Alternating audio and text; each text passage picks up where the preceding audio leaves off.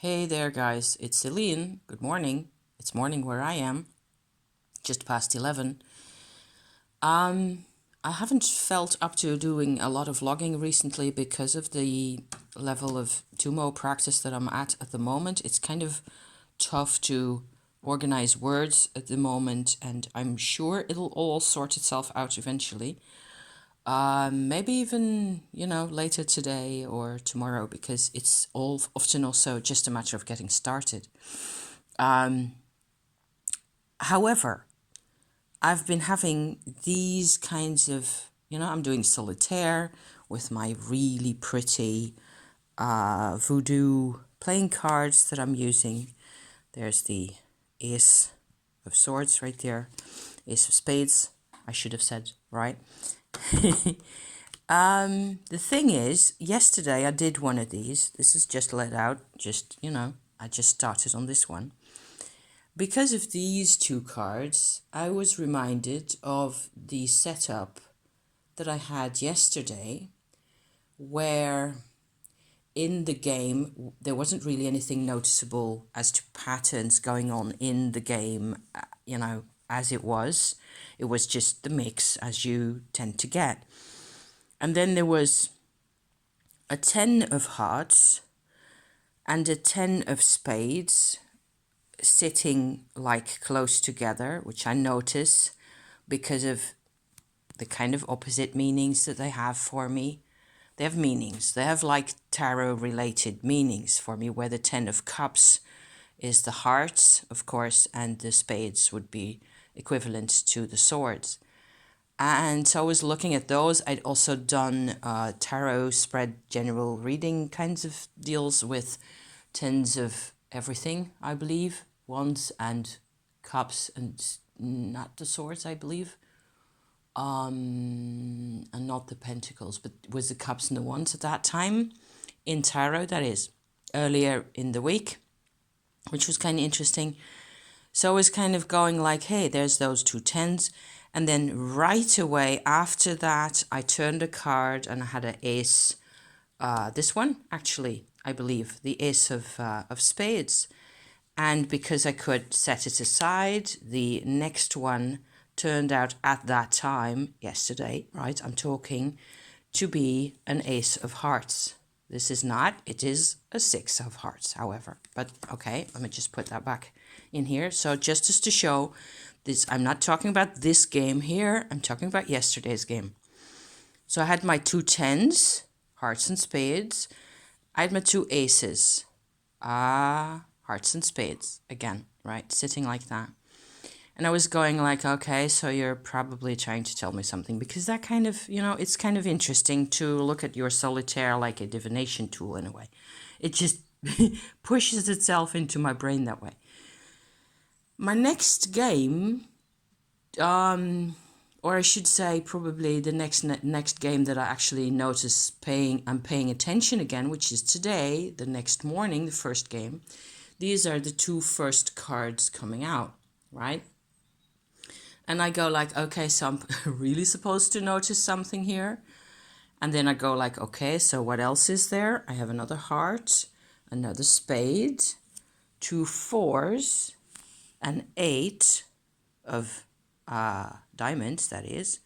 And the next and final court card is again a sword, a spades card. So there it is. See? Hearts and spades. And these are, you might interpret this any odd way you like. What I was thinking is that it makes sense to me in terms of, I suppose, my own personal therapy process that I'm going through, where a lot of the time it is about allowing myself to feel new energies in parts of me that never knew any change or any energy. So in that way, these two, this might be my mother and that is me at the moment. And it has been that way for quite a while. But it's getting to be more like, instead of having like a hell of a lot of focus on all the pain in life, I am getting a shift where at the moment it seems like there's more and more, yeah, you know, you can interpret any of these in tarot terms as you like. It's like the pain and the joy in life are becoming more and more equivalent or equal in strength, like these two twos here. So I even had a sort of a passing thought of the goddess of the underworld, Hell, that Kellyanne Maddox always, you know, talks about, and that she has as part of her practice. If you don't know who Kellyanne Maddox is, where have you been?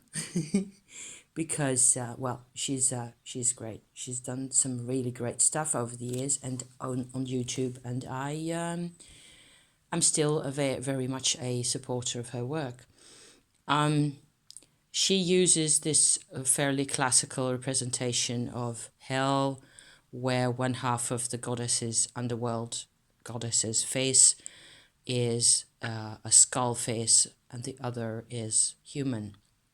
So with skin and muscles and, you know, all the rest of it. And so I was kind of getting like, okay, so I understand this a bit better now. It's like, it's becoming more dynamic for me and more like I can actually see what this is about, this whole hell face, this underworld face, underworld. The underworld, you might as well say, is the shadow world, right? It has to do with all the things that we keep hidden, in particular to ourselves. So I kind of find it extraordinarily cool that my solitaire is actually pointing this out to me again, and that if it seems and it feels to me like there's a new balance coming, a new sense of see 2, 2, 4, 8, and then the card underneath there was a 6 even, so there's all these symmetries going on. Let's see what's under here. Ha, a 5. Then again, that was a 5 of hearts in there, so that card, the 5 card, will go on there very easily as we play our game, right? Thank you for watching. This will be all for now for a bit. I'm going to finish my cup of hot water and finish this, or get started rather, on this game here. And I'll put the 5 back, and I'll put the queen back where she belongs. And we will see where we get from here, whether this is actually going to be a winning game. We will have to see what happens.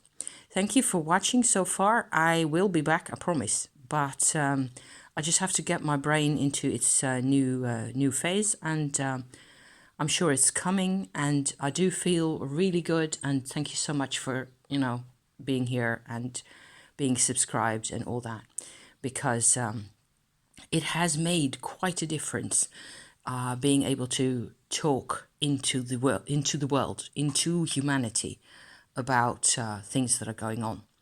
Thank you guys, and see you next time. Okay, bye bye.